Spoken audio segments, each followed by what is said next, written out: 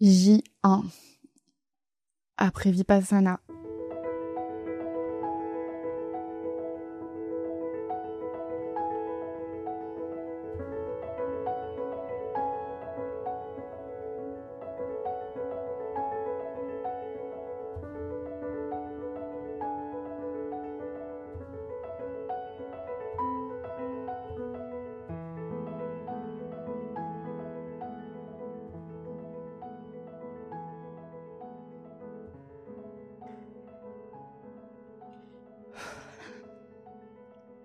À chaud, c'était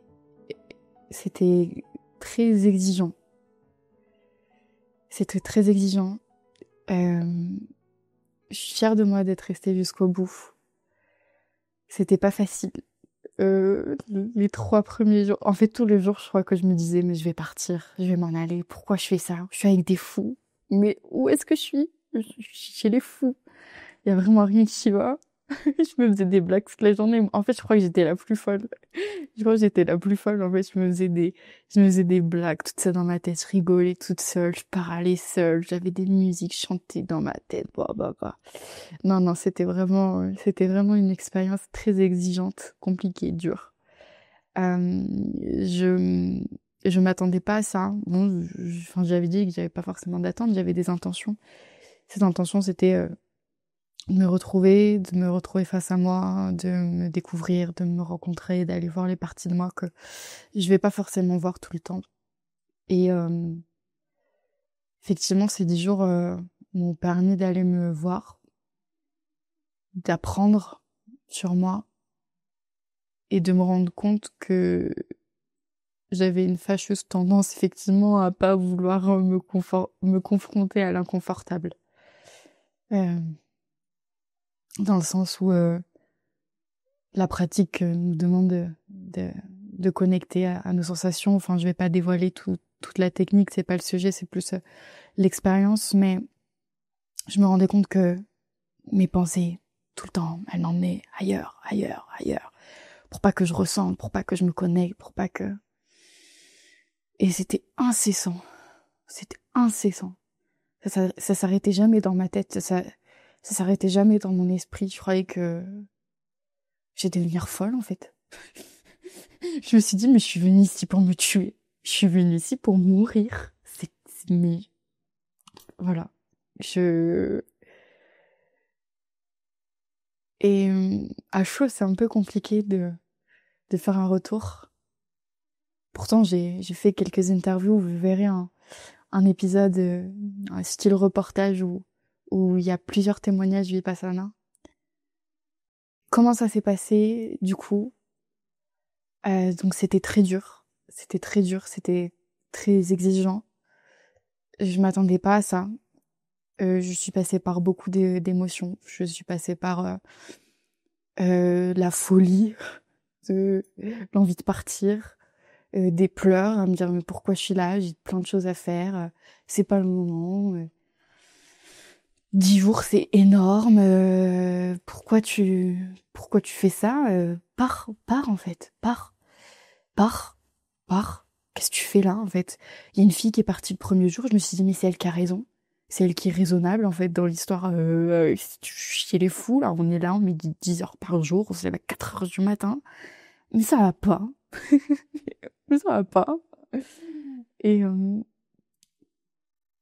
je sais pas par quelle force je suis restée.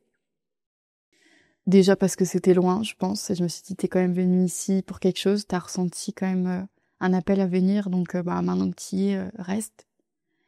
Ce qui m'a beaucoup aidé aussi, c'est de me dire 10 jours pour toute une vie. Dans le sens où j'ai pu entendre que Vipassana, c'était une technique, une méthode qui avait pu aider beaucoup de personnes à évoluer, à changer, à grandir, à aller mieux, ou tout simplement à apprendre à mieux se connaître. Et je me suis dit, c'est quoi 10 jours pour toute une vie? Et je ramenais cette échelle de temps, 10 jours, toute une vie, 10 jours, toute une vie. Je me suis dit, bon, bah, ça va, c'est rien. Je peux me donner 10 jours de ma vie. Au pire, ce sera des belles anecdotes hyper drôles à raconter, parce que vraiment, il s'est passé des choses marrantes. Mais ouais, ça m'a aidé à rester. Mais les journées paraissaient parfois vraiment interminables, vraiment. Le début était très compliqué. J'avais du mal à lâcher prise. Un esprit très agité.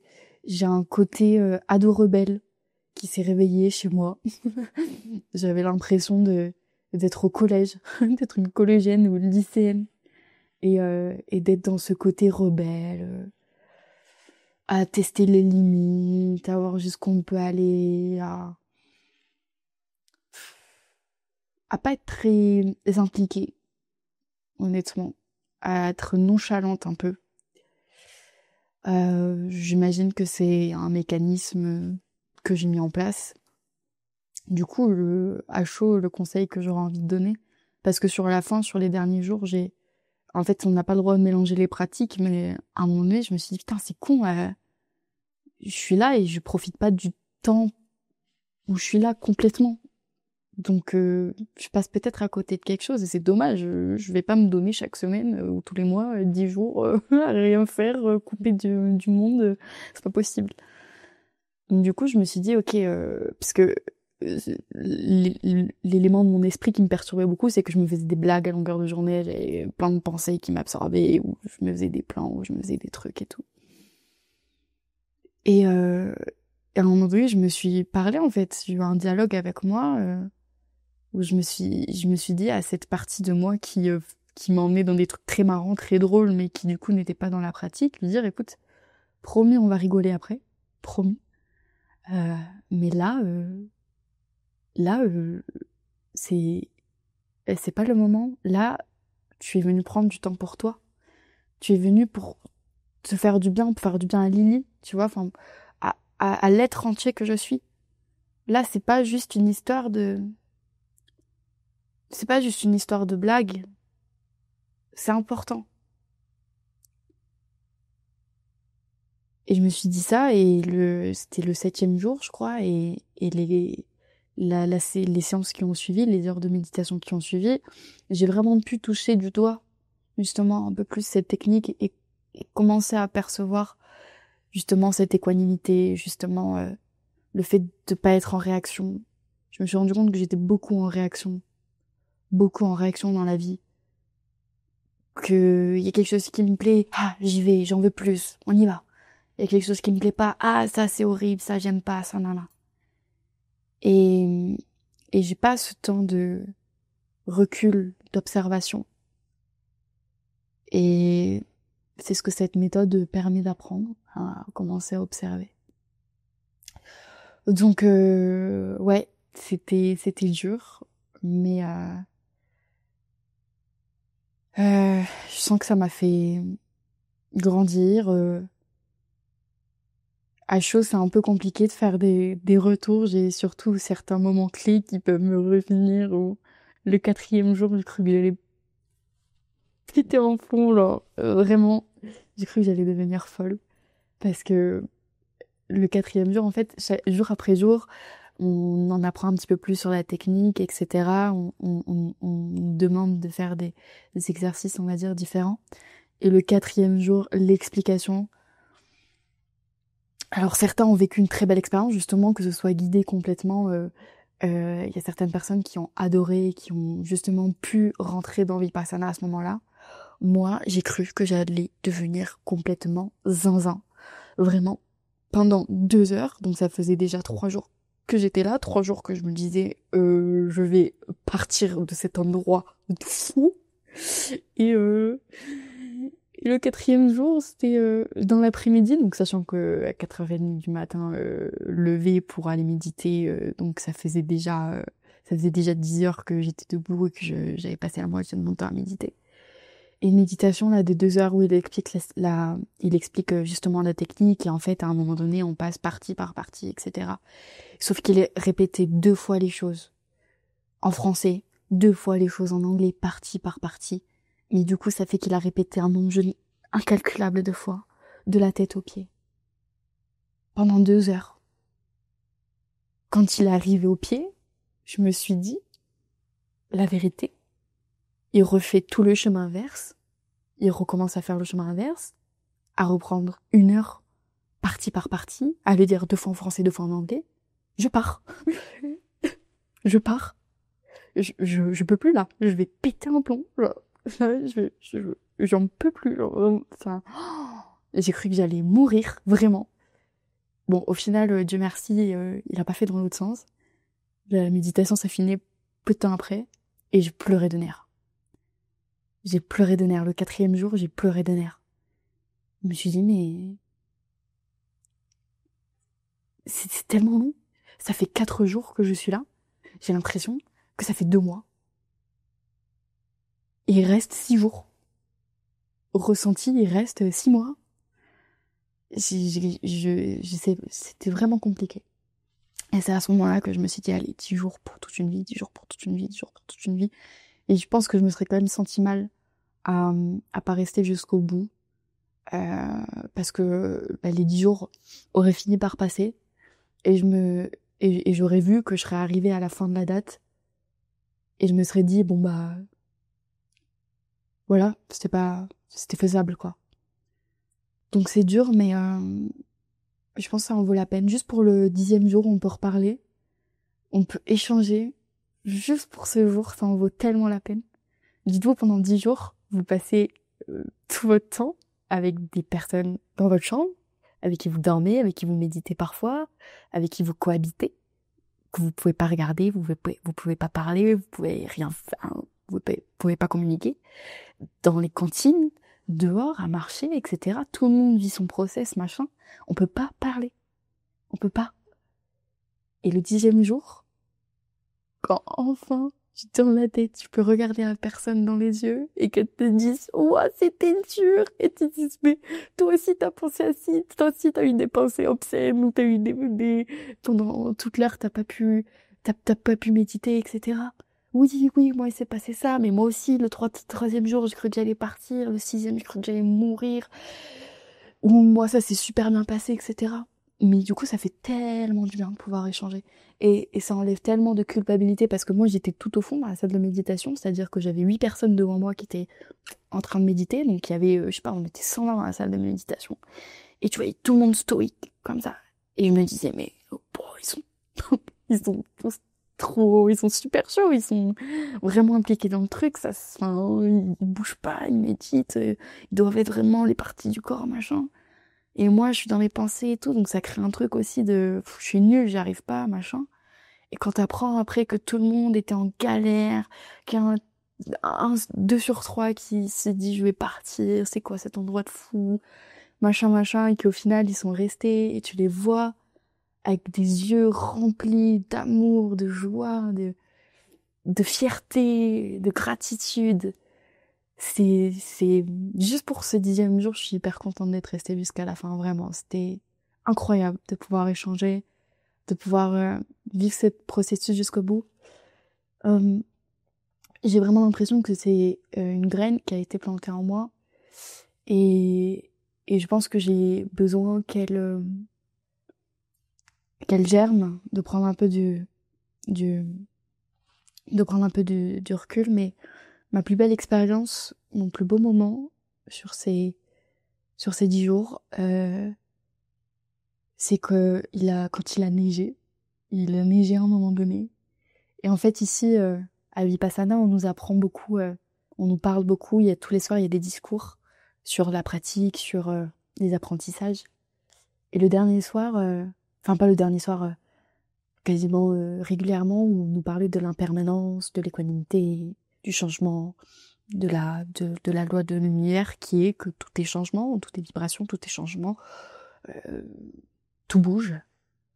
Et ce qui était beau, c'est que régulièrement, on a vécu des changements. On avait un troupeau de moutons qui était juste à côté. Il y a eu des naissances.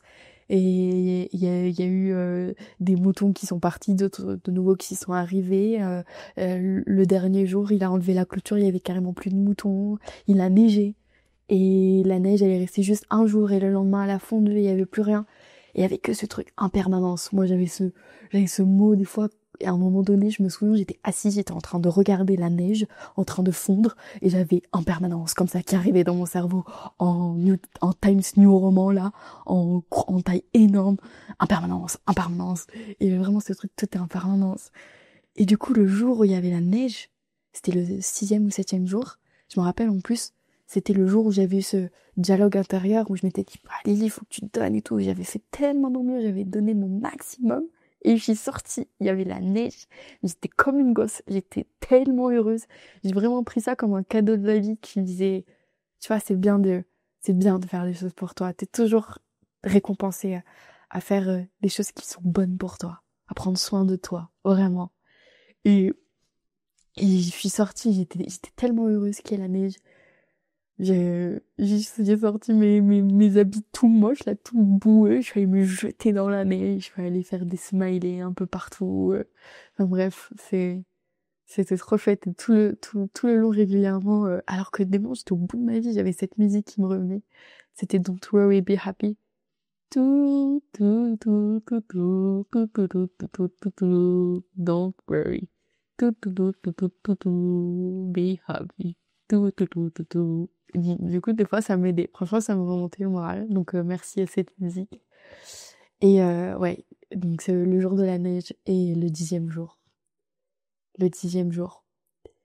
Et le plus difficile, franchement, les 3 premiers jours, c'était horrible. Avec ce 4e jour où j'ai pleuré de terre.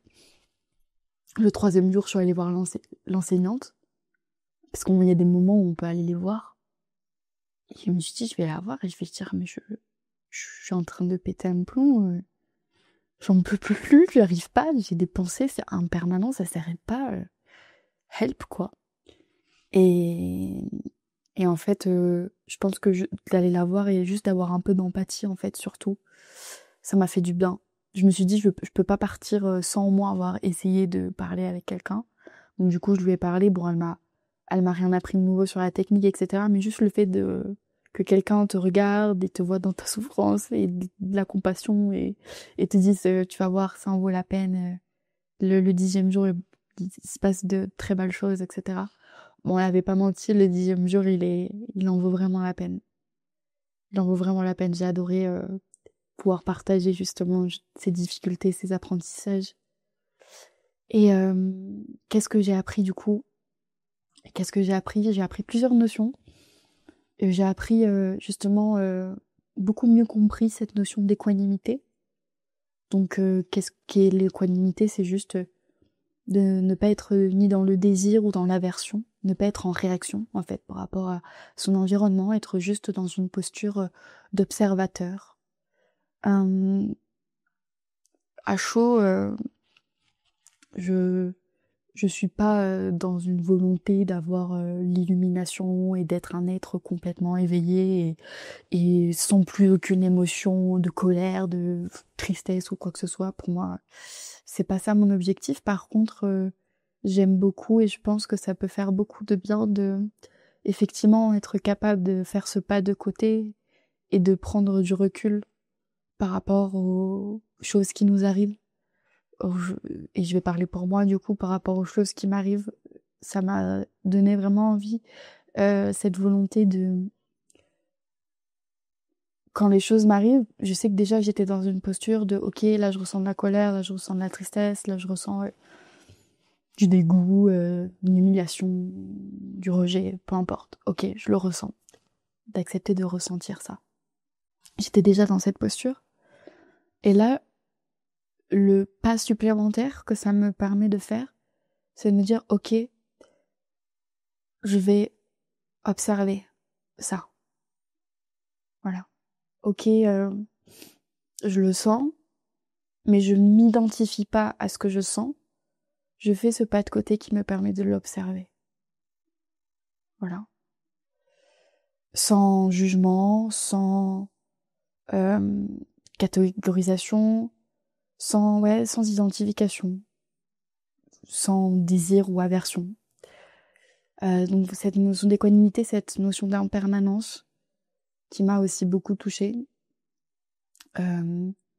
Cette notion de que tout est changement, tout bouge en fait. tout bouge tout le temps. Tout le temps. C'est comme ça, en fait. Et du coup, quand t'es dans une période de vie dure, ça te permet de te dire que ça aussi, ça va changer. Ça aussi, ça va changer.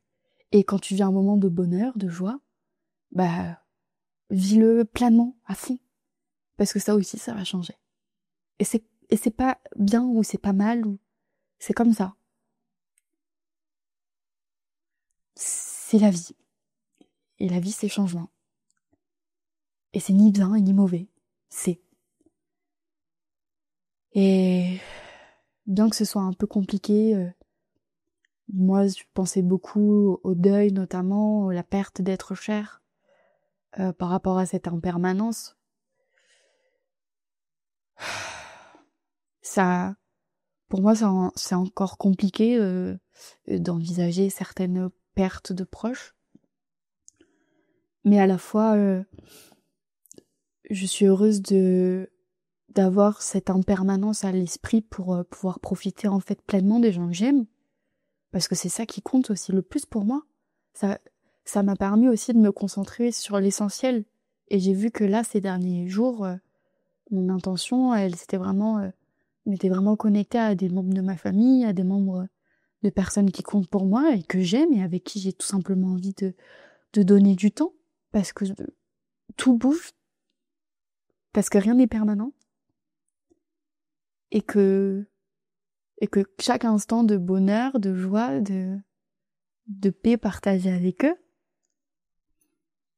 ça a pas de prix, quoi. Et c'est tellement important. Donc ouais, ça m'a beaucoup touchée de me connecter à ça. Et ce qui m'a beaucoup touchée aussi, c'est que le dernier jour, on fait une méditation où, du coup, pendant 10 jours, on a été vachement connectés à soi. On a travaillé pour soi. On était dans un cadre, du coup, où donc c'est sur don. Il y avait des bénévoles qui ont donné de leur temps. Enfin, je trouve ça très très beau. Et le dernier jour, on fait une méditation, du coup, où on envoie, on va dire, des énergies, ou en tout cas, on prie on pose des intentions pour la paix dans le monde, que tous les êtres soient heureux, que tous les êtres soient libérés, que la paix règne, que l'harmonie règne. Et ça m'a tellement touchée que pendant 10 jours, on est là, on travaille, pendant 10 jours, j'étais là, j'ai travaillé sur moi, je suis allée me rencontrer, j'ai cheminé grâce à des gens qui ont donné de leur temps, de leur énergie. J'ai vécu des moments durs, j'ai vécu des moments plus faciles, plus difficiles, etc. Dans ce désir, du coup, d'aller mieux, de mieux me connaître, d'avancer sur mon chemin, tout simplement. Et ces derniers jours, le fait de se connecter au monde et qu'on soit là, 120 personnes, avoir pris ces 10 jours pour nous et qu'on prie pour que tous les êtres sur la terre puissent être heureux et libérés de leur souffrance, c'était... À chaque fois, moi, ça m'a fait pleurer cette méditation parce que je trouvais ça merveilleux. Je trouvais ça... Et je pensais à ce moment-là à ma thérapie. Parce que c'est vraiment ça. Je fais une thérapie pour moi, une thérapie pour mon bien-être psychologique, pour aller mieux, pour avancer dans ma vie, pour me sentir plus en harmonie. Et ça crée une thérapie, un monde heureux. Aussi chacun chemine individuellement. Pourquoi on n'arriverait pas à un collectif global qui serait heureux? Je l'ai vraiment vu, ce monde, et ça m'a bouleversée de me connecter en fait à un monde où on est là sans être à prier pour le monde entier qui soit heureux. J'ai trouvé ça tellement beau. Et je me suis souvenue aussi de l'épisode que j'ai enregistré avec Guillaume Douceret. Je sais plus quel numéro c'est, je le mettrai dans la description. Qui nous partageait un moment où lui, il a vécu une période de vie très très compliquée avec de nombreuses tentatives de suicide. C'était très compliqué pour lui. Et à un moment donné, je ne sais plus par quel moyen, ou je ne sais plus comment, mais je sais que il a vu que toutes les prières qui étaient faites dans le monde, par les nonnes, par les moines, par toutes les prières comme lui, ça l'avait vraiment aidé. Il avait vraiment connecté à toutes ces prières qui avaient été envoyées comme ça dans le ciel et il s'était vraiment connecté à ça, il avait vraiment ressenti. Et je me suis dit, ouais, c'est tellement beau. C'est tellement beau de faire ça. Donc, voilà, à chaud, là, je suis encore bouleversée, on va dire, de cette déconnexion totale pendant 10 jours. Ça m'a fait du bien de me déconnecter des écrans, de me déconnecter de la surstimulation, bien que des fois ça me manquait, que je me suis ennuyée. Mais de l'ennui, mais beaucoup de choses. Beaucoup d'envie de faire des choses telles que, je sais pas, moi, faire certains sports que ça fait longtemps que j'ai pas pu faire et qui me plaisent, de peindre, de recontacter telle personne, savoir ce qu'elle devient, etc., etc. Donc, ouais, c'était une très belle expérience, très beau. Je suis remplie de gratitude, d'amour, de joie, de bonheur d'avoir reconnecté avec de belles personnes. Bien qu'on ait pu parler qu'un jour et demi, c'était très riche, j'ai adoré. Puis même, je me rends compte aussi que sans communiquer, il y a certains êtres avec qui l'énergie elle passe et ça connecte et il n'y a pas besoin de mots pour l'expliquer. Donc, à chaud toujours, heureuse de l'avoir fait. Heureuse de l'avoir fait et peut-être que ça vous inspirera. Je sais pas, en tout cas c'était mon expérience, c'est mon expérience. On se retrouve peut-être on va se retrouver dans un mois. On a des instructions là, c'est de faire 2 heures de méditation par jour. Je pense pas que je vais réussir, je pense pas que je vais le faire. Je vais essayer au moins 1 heure le matin. Paix sur vous, namasté, salut les amis.